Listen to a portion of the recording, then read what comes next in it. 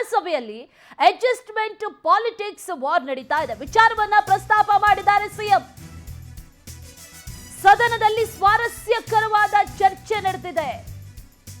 ಹೊಂದಾಣಿಕೆ ರಾಜಕಾರಣದಿಂದ ಬಿಜೆಪಿ ಅಧಿಕಾರಕ್ಕೆ ಬಂತು. ಬಿಜೆಪಿಯವರು ಬಹುಮತದಿಂದ ಅಧಿಕಾರಕ್ಕೆ ಬಂದಿಲ್ಲ ಅನ್ನುವಂತ ಮಾತನ್ನ ಹೇಳಿದ್ದಾರೆ. ಬಿಜೆಪಿ ವಿರುದ್ಧ ಸಿಎಂ ಸಿದ್ದರಾಮಯ್ಯ ಗುಡುಗಿದ್ದಾರೆ. ಚರ್ಚೆ ಸಂದರ್ಭದಲ್ಲಿ ಇನ್ನು ಶಾಸಕ ಯತ್ನಾಳ್ ಮಧ್ಯ ಪ್ರವೇಶವನ್ನ ಕೂಡ ಮಾಡಿದ್ದಾರೆ. ಇನ್ನು ಸಿಎಂ ಈ ಸಂದರ್ಭದಲ್ಲಿ ಏನ್ ಹೇಳ್ತಾ ಇದ್ದಾರೆ ಬನ್ನಿ ನೋಡು.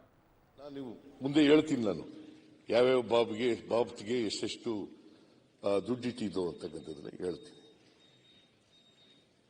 ಮನೆ ಅಧ್ಯಕ್ಷರೇ, ರಾಜ್ಯಪಾಲರು ಎಲ್ಲೂ ಕೂಡ ಸತ್ಯ ಬಿಟ್ಟು ಸುಳ್ಳು ಹೇಳ್ತಕ್ಕಂಥ ಪ್ರಯತ್ನವನ್ನ ಮಾಡೇ ಇಲ್ಲ, ಅಥವಾ ಅವ್ರ ಕೈನಲ್ಲಿ ನಾವು ಸುಳ್ಳು ಹೇಳಿಸ್ತಕ್ಕಂಥ ಪ್ರಯತ್ನವನ್ನ ಮಾಡಿಲ್ಲ. ಈಗ ಮಾನ್ಯ ಸಭಾಧ್ಯಕ್ಷರೇ, ಈಗ ನೀವು ಒಂದು ವೇಳೆ ನಿಮಗೆ ಸುಳ್ಳು ಸುಳ್ಳು ಹೇಳ್ಸವ್ರೆ ಅಂತ ಹೇಳ್ತಿರಲ್ಲ, ಅದಕ್ಕೆ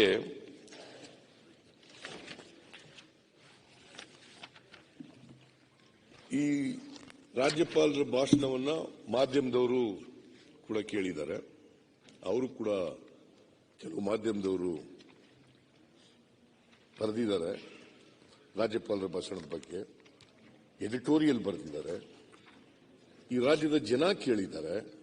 ಅವರು ಹೇಳಿದ್ದಾರೆ, ಸಂಯುಕ್ತ ಕರ್ನಾಟಕ ಮುಂದಿನ ದಾರಿಗೆ ಕೈ ಮರ. ಸಂಯುಕ್ತ ಕರ್ನಾಟಕದವರು ಎಡಿಟೋರಿಯಲ್ ಬರೆದಿರೋದು. ಸಂಯುಕ್ತ ಕರ್ನಾಟಕ ನೀವೇ ಹೇಳಪ್ಪ, ಎಡಿಟರ್ ಯಾರು ನಂಗೆ ಗೊತ್ತಿಲ್ಲ. ಹುಬ್ಬಳ್ಳಿಯವರು ಯಾರು ಎಡಿಟರ್ ಯಾರು?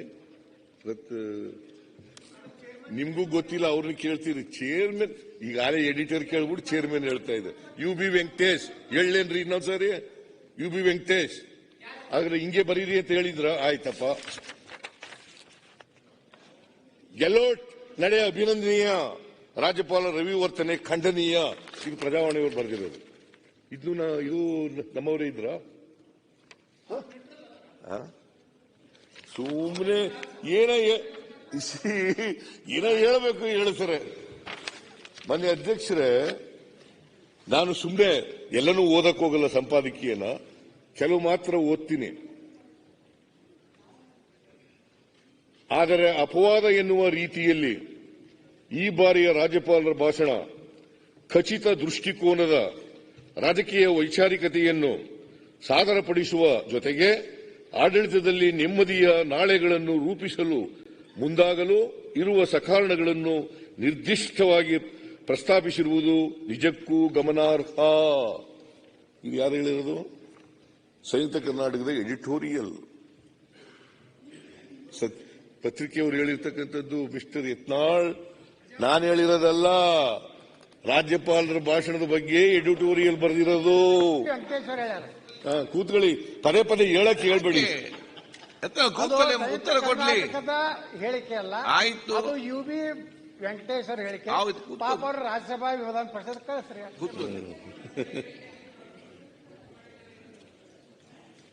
ಹೊಸ ಹಾಡನ್ನು, ಇಂತಹ ಹೊಸ ಜಾಡನ್ನು ತುಳಿದ ರಾಜ್ಯಪಾಲರ ಭಾಷಣಗಳು ಬೆರಳೆಣಿಕೆಯಷ್ಟು ಮಾತ್ರ. 83-84 ಅವಧಿಯಲ್ಲಿ ರಾಜ್ಯಪಾಲ AN ಬ್ಯಾನರ್ಜಿಯವರು ವ್ಯಕ್ತಪಡಿಸಿದ ಭಾಷಣ ಹೊಸ ರಾಜಕೀಯ ವೈಚಾರಿಕತೆಯ ಜೊತೆಗೆ ಮುಂದಿನ ದಾರಿಯನ್ನು ಸೂಚಿಸುವ ರೀತಿಯಲ್ಲಿ ವಿವರಗಳನ್ನು ನೀಡಿದ್ದು ಒಂದು ಕ್ರಾಂತಿಕಾರಿಕ ಹೆಜ್ಜೆಯೇ. ಆಗಿನ ರಾಜ್ಯಪಾಲರ ಭಾಷಣದಲ್ಲಿ ಬಲಿಷ್ಠ ಕೇಂದ್ರ ಹಾಗೂ ಸುಭದ್ರ ರಾಜ್ಯಗಳನ್ನು ಬಲವರ್ಧನೆಗೊಳಿಸುವ ಮೂಲಕ ಬಿಕ್ಕಟ್ಟು ವ್ಯವಸ್ಥೆಗೆ ಹೊಸ ರೂಪುರೇಷೆ ತಂದುಕೊಡುವ ಅಗತ್ಯವನ್ನು ಪ್ರಧಾನವಾಗಿ ಪ್ರಸ್ತಾಪಿಸಲಾಗಿತ್ತು. ಈ ಅಂಶ ಆಗಿನ ರಾಷ್ಟ್ರೀಯ ರಾಜಕಾರಣದಲ್ಲಿ ಹೊಸ ಗಾಳಿ ಬೀಸಲು ಗ್ರಾಸವಾಗಿ ಪರಿಣಮಿಸಿತ್ತು. ಇದು ನಾನು ಬರೆದಿರೋದಲ್ಲ, ಅಥವಾ ನಾವು ರಾಜ್ಯಪಾಲರ ಮೂಲಕ ಹೇಳಿಸಿದ್ದಲ್ಲ. ಇದನ್ನ ಇವರು ಎಡಿಟೋರಿಯಲ್ ಬರೆದಿರ್ತಕ್ಕಂಥದ್ದು ಸಂಯುಕ್ತ ಕರ್ನಾಟಕ.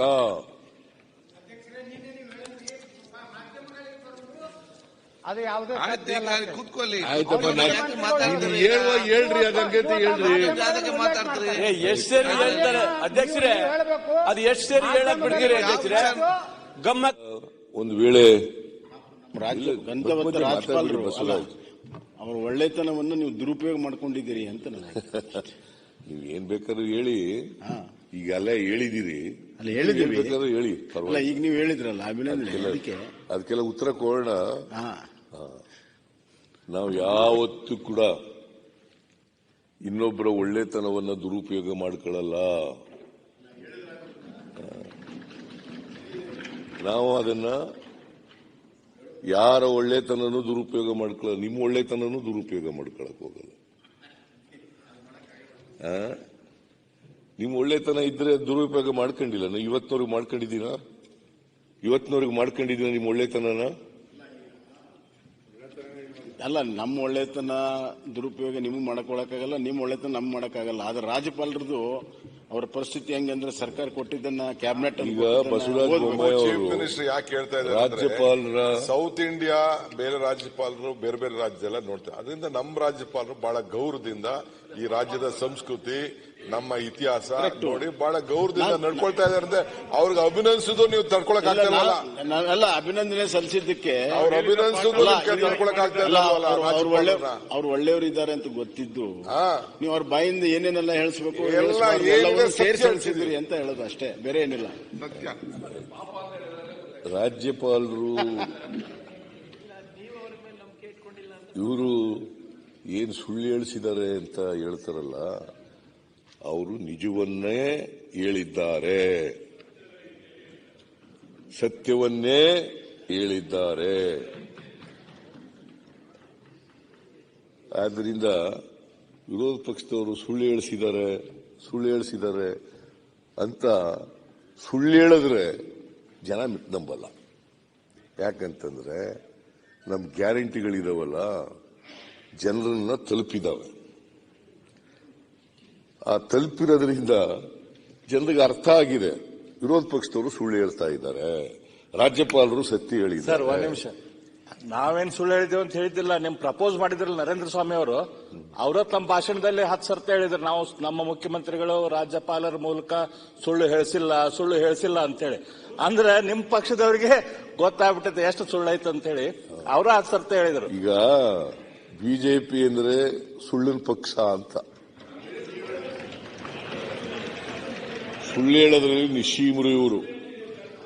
ಅದರಿಂದ ನಾನು ಹೆಚ್ಚು ಅವ್ರನ್ನ ಕೆಣಕಕ್ಕೆ ಹೋಗಲ್ಲ. ಕಾಂಗ್ರೆಸ್ ಅಂತಂದ್ರೆ ಬಹಳ ಸತ್ಯ ಹರಿಶ್ಚಂದ್ರರ. ನಾನು ಹೆಚ್ಚು ನಿಮ್ಮನ್ನ ಕೆಣಕಕ್ಕೆ ಹೋಗಲ್ಲ. ಯಾಕಂತ ಪ್ರಾರಂಭದಲ್ಲೇ ಶುರು ಮಾಡಿಬಿಟ್ರಿ, ನಾವು ಸುಮ್ಮನೆ ಕೂತಿದ್ವಿ. ಇಲ್ಲ ಬಸವರಾಜ್, ನಾನು ಯಾವತ್ತೂ ಕೂಡ ನಿಮ್ ಭಾಷಣ ಹೆಂಗ್ ಮುಂದುವರಿಬಹುದು ಅಂತ ಅಂದಾಜ್ ಆಗ್ತಾ ಇದೆ ವಿನಯ್, ನಮ್ಗೆ ಅಂದಾಜ್ ಆಗ್ತಾ ಇದೆ ಸರ್. ಸುನೀಲ್ ಕೂತ್ಕೋ ಬಸವರಾಜ್, ಹುಷಾರ. ಕಾಂಗ್ರೆಸ್ ಅಂತಂದು ಬಿಜೆಪಿನೂ ದೇಶಕ್ಕೆ ಮಾಡ್ಕೊತೀರಿ. ನಿಮ್ ಸರ್ಟಿಫಿಕೇಟ್ ಬೇಕಾಗಿಲ್ಲ. ಬೇಡ, ನನ್ನ ಸರ್ಟಿಫಿಕೇಟ್ ನಿಮಗೆ ಬೇಡ, ನಿಮ್ ಸರ್ಟಿಫಿಕೇಟ್ ನನಗೂ ಬೇಡ.